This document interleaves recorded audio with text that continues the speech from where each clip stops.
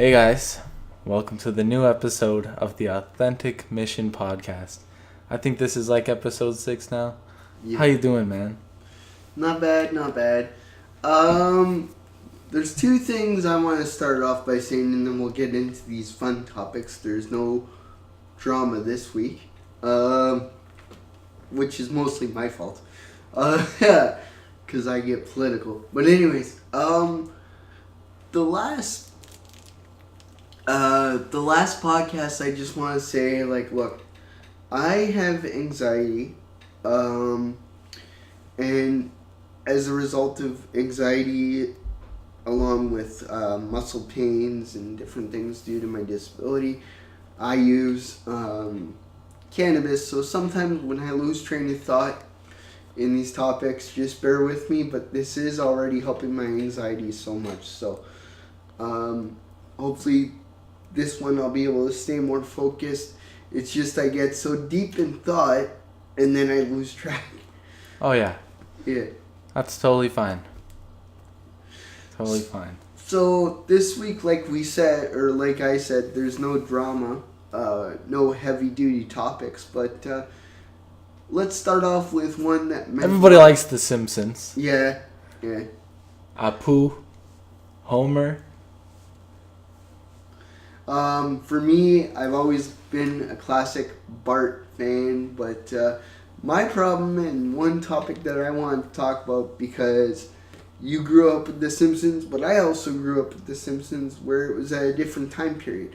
It was totally dominating the early 90s, and there's a lot of people like myself that think that the new Simpsons is not as good as the ones nowadays. I think that's totally true. Because, season 7 compared to season 17 to, say, 27, they're just so different. Mm-hmm. Of course, the animation's going to be different, but the material can still remain the same, but they're just making up new shit now. It's not even compared to the old stuff, you know what I mean? Yeah, I've got season 1 to season 8. And the last one I want to get is season 9. I'm not going to bother with the other ones because to me they're not as funny. To me, The Simpsons nowadays is just on because Fox keeps paying out. And as an artist, I appreciate Matt Groening, but I think he's selling out by even allowing it to still be on. Oh yeah, for sure. It's complete bullshit, man, but that's just how shit goes. SpongeBob turned out that way. I think it's done now, unfortunately. Rest in peace, SpongeBob. Yeah, but that's more because the creator has come out and said that he has ALS. So I kind of wonder if it would still be on if it wasn't for his medical reasons. Oh, like the Ice Bucket Challenge stuff. Yeah. Okay. Yeah. But my question is, should Fox, especially now that Disney bought Fox, or was it... Yeah, Disney bought Fox, okay. Do you think the producers should just, after this year, just let it rest? I think they should let it be. I definitely do, because, hey, watch a brand new Simpsons episode compared to one of the old ones, man. And that's the answer right there. Hands down. And a lot of the, here's something interesting. A lot of the original writers of the early seasons and animators, like Susie Dieter and various other ones, went on to be on other cartoon classics, especially for your generation, which was King of the Hill. Oh yeah, King of the Hill was the best, man. I loved King of the Hill back in the day. I could take or miss... I could hit or miss with some of the episodes. Some episodes were absolutely great. Other ones were just crap. I wouldn't say crap. They all had their different authentic perspectives to one another. But I'd say Yeah, some episodes are definitely different, but still have the amazing quality to it. You know, we talk a lot about creating here, and one day we will create, even if it's just written, a pilot for our own adult-based comedy. But promise me one thing as my creative partner. We will not do Family Guy-esque type of humor just for shock value and bullshit. Yeah, I know. I don't really like Family Guy. I don't watch it. I think a talking dog's fucking stupid as hell. Oh my goodness! Excuse my swearing. It's all good. We should also start putting disclaimers on these episodes. Yeah. We promise fans, we swear here. we're gonna get better, and we are getting good. The only problem with our busy creative schedules and some human rights fights that I kind of started, we have a little bit of a problem with sticking to a schedule when it comes to these. Yeah. Yeah. So what about this weather, man? You like this weather? nah, it's shit. It's Especially for a guy like me who's in a wheelchair and just wants to get outside and maybe have a beer yeah, man. with the guys. But I mean, we get nailed with the snow, and we're in northern Ontario, and it's April 9th, and there's a crap load of snow. A whole blizzard, man. A whole blizzard. There was a snow day the other day. Did you know that? Mm-hmm. And I already know some people that got their snow tires taken off. Yeah, I have a couple friends that already did. So it's complete, like that. The only political comment I'm going to make in this episode is the fact that it makes you wonder if global warming is real. Oh, it for sure is, and that's why we're all gonna fucking die. Mind you, I Sorry. don't think there's anything we can do to fix global warming at this time. The government's just Tesla. using it to tax. Tesla, the government is destroying the world for their own benefit to make cash that's gonna get washed away by global warming. But they're killing us, god damn it. Mm-hmm. Tesla's doing it right though, by doing the charging cars. Yeah. There's no excuse not to get one of those. Maybe the money. Who gives a frick? It's Good saving the catch. world. Yeah, Tesla's definitely doing the world right. Except for the Elon cost. Musk, SpaceX, it's all a plan to save the world, man. I think these rich guys, even Jeff Bezos is creating his own rocket, by the way.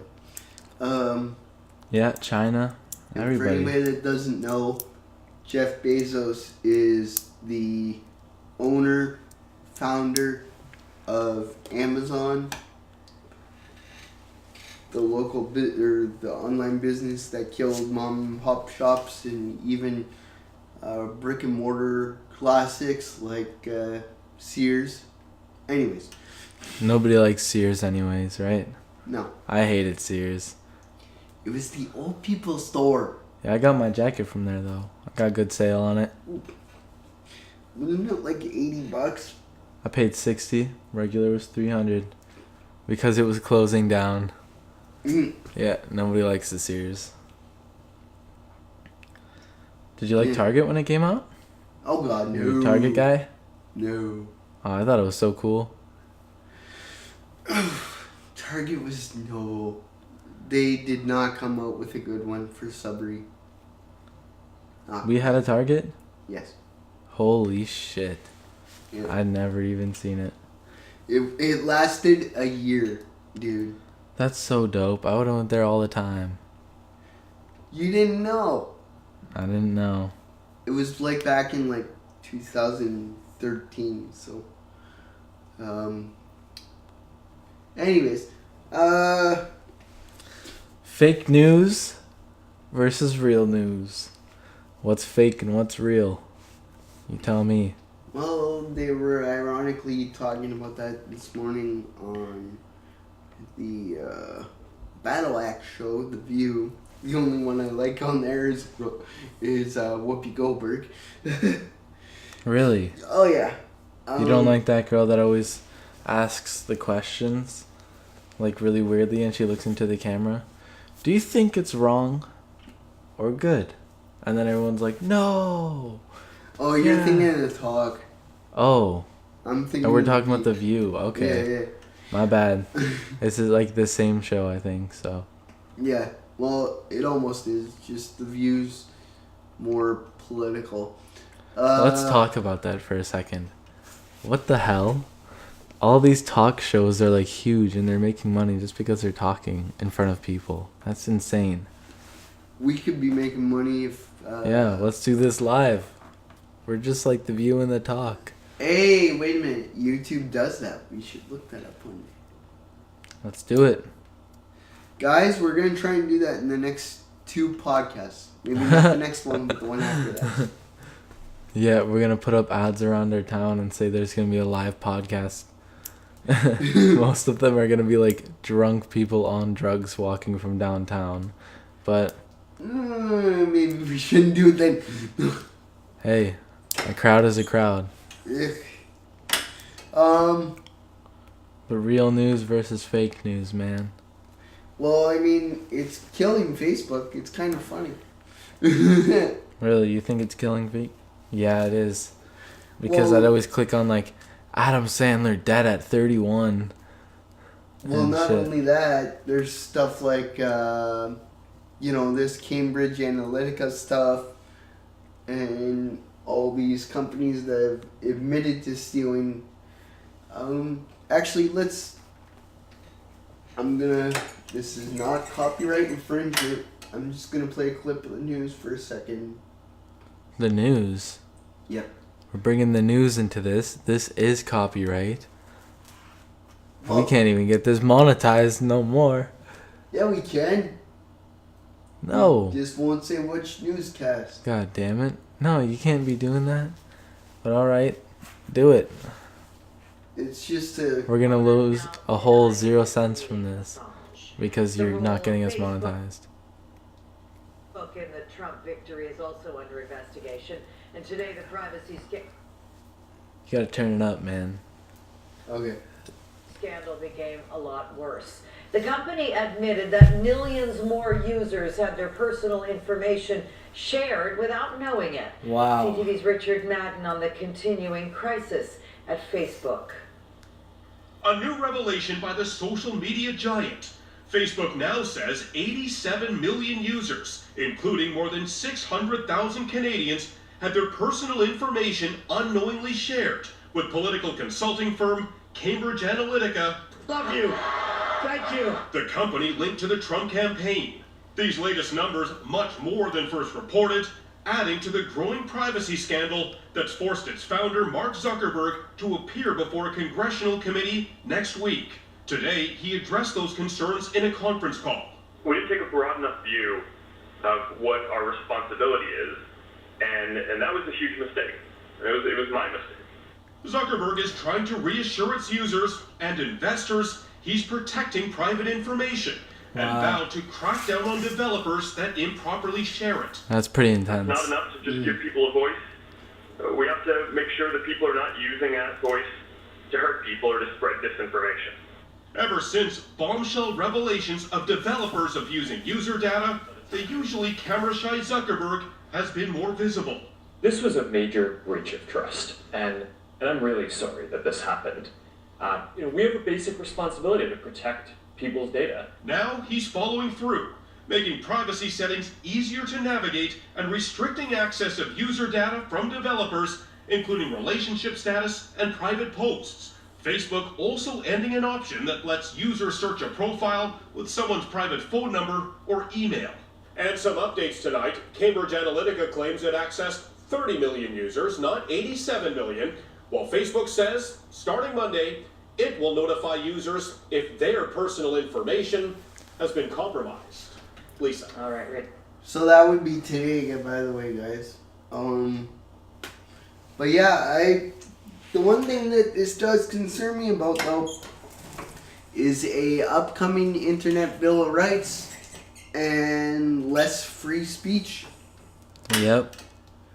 But I mean, maybe this is our time to create our own social media platform and be the next billionaire. No, I wish. I'm not smart enough to do that. Yeah, I don't even understand how, like, I remember back when Snapchat came out, which was like at least a measly almost 6 years, which is like a really long time. In the internet world? Yeah. It's such a plain aspect to it, though. Send pictures to your friends. Mm-hmm. Like, that's insane.